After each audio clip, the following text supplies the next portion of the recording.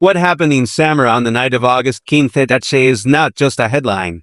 It is a turning point that most American newsrooms are not yet fully equipped to explain to you. Ukraine's FP5 Flamingo cruise missile struck the Progress rocket space center in Samara, the one and only Russian facility that serially assembles the Soyuz 2 launch vehicle. Let that land for a moment. The Progress space center is the only place in all of Russia where the Soyuz 2 rocket is put together at scale. The same rocket that Moscow depends on to put its military satellites into orbit, to maintain battlefield intelligence, and to feed the constellation it is building as its answer to Starlink. The attack-targeted Building 106, where critical electronics and onboard instruments are assembled, with no backup production anywhere else in Russia. And here is what makes this particularly devastating for the Kremlin. Even before these missiles hit, Russian space officials were already warning that demand for Soyuz rockets was running 30 to 50% above production capacity through the end of this decade. Ukraine. Now, to understand why this matters so deeply, you have to step back and think about what Russia has been building in space. Because this is not a conversation about rockets in the abstract. This is a conversation about the future of warfare itself. And the Kremlin knew it long before most people in Washington were willing to admit it. The lesson that Moscow drew from 2 years of watching its troops scavenge Starlink terminals off the battlefield was brutal and undeniable. In modern war, whoever owns the satellites owns the kill chain. The Russians saw American-supplied Starlink terminals guiding Ukrainian drones into Russian positions with terrifying precision, and they understood, at the deepest institutional level, that they could not continue to fight a 21st-century war with 20th-century communications. So they started building their own answer, and they called it Rassvet, the Russian word for dawn. Think about that name for a moment. They were literally calling it their new beginning in space. Bureau 1440 began the Rassvet program with the goal of providing broadband connectivity for aircraft, ships, ground vehicles, and other users, targeting data rates of up to 1 gigabit per second per user terminal, with a latency of less than 70 milliseconds. That is not some hobbyist space project. That is a serious, military-grade communications network designed to do everything that Starlink does for Ukraine, but for Russia, and under Russian control so no American company can flip a switch and shut it down. The ultimate aim is to build a low Earth orbit satellite constellation with global coverage, and the satellites communicate with ground stations using Ka and Ku-band frequencies that are difficult to jam with electronic warfare systems and harder to detect with electronic intelligence systems. This is a program designed specifically to defeat the countermeasures that the West has developed. The Russians were not sleeping. They were studying the battlefield and engineering around every obstacle. Bureau 1440 launched its first operational batch of 16 Rassvet satellites in March 2026 aboard a Soyuz rocket from the Plesetsk Cosmodrome. The satellites are designed to operate in low Earth orbit at an altitude of approximately 550 kilometers, significantly lower than traditional communications satellites, reducing signal latency and improving broadband performance. And then they came back just 4 months later. Bureau 1440 subsequently launched another 16 satellites on July 19, with the company confirming on July 20 that the second group had been placed into orbit. Russia was accelerating. They were moving faster than their own original projections suggested, and that should have alarmed every Western defense planner who was paying attention. Here is why this is so operationally dangerous, and why Ukraine understood it had to act now rather than later. By July 31, 2026, Russia's Rassvet satellites had effectively formed an operational formation in orbit, providing at least 2 communications windows over Ukraine each day, each lasting more than an hour. During those windows, Russian forces could theoretically use satellite terminals for communications and control of naval drones, as well as heavy strike and reconnaissance drones based on the Geran series. Think about what that means in plain language.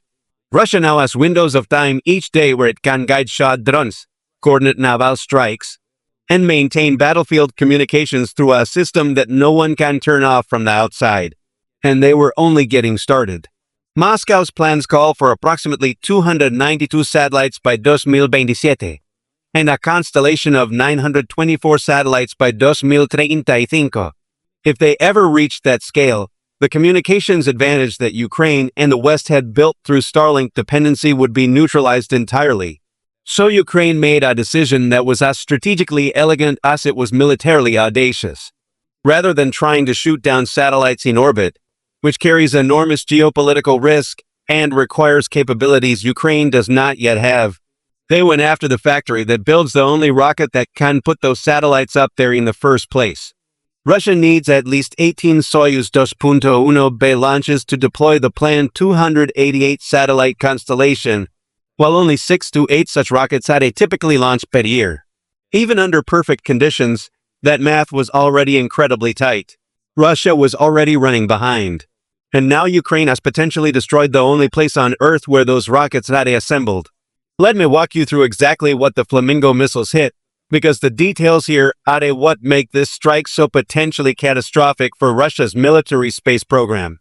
According to OSINT analysts at Cyber, based on an analysis of satellite imagery, the strike most likely hit Building 106 at the Progress Rocket Space Centre, where onboard equipment is installed on Soyuz 2 launch vehicles.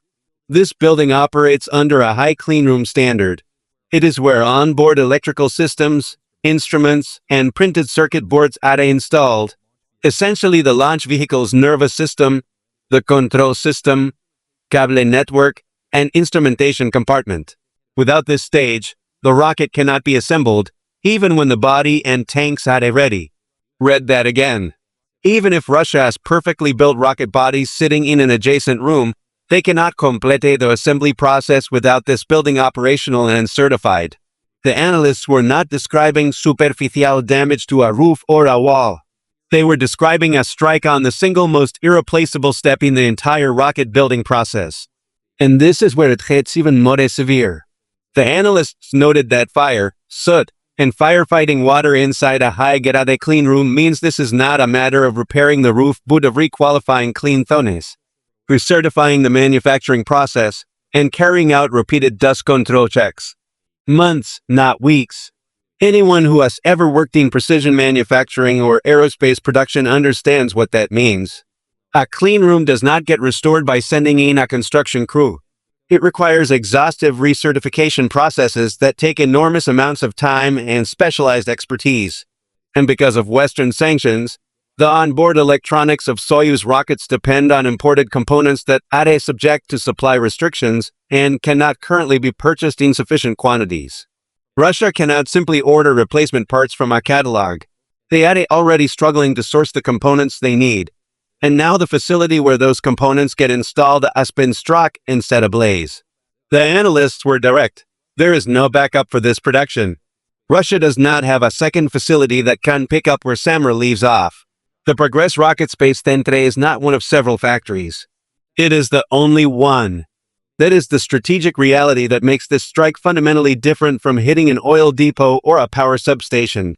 Those can be rebuilt, rerouted, or supplemented. There is no supplementing a one-of-a-kind rocket assembly plant. Now let us talk about the FAP-5 Flamingo missile itself, because this weapon deserves serious attention and respect in terms of what it represents for Ukrainian military development. Zelensky explicitly confirmed that Flamingo missiles were used and noted that the facility is located approximately 900 kilometers from the Ukrainian border. 900 kilometers. That is not a battlefield weapon.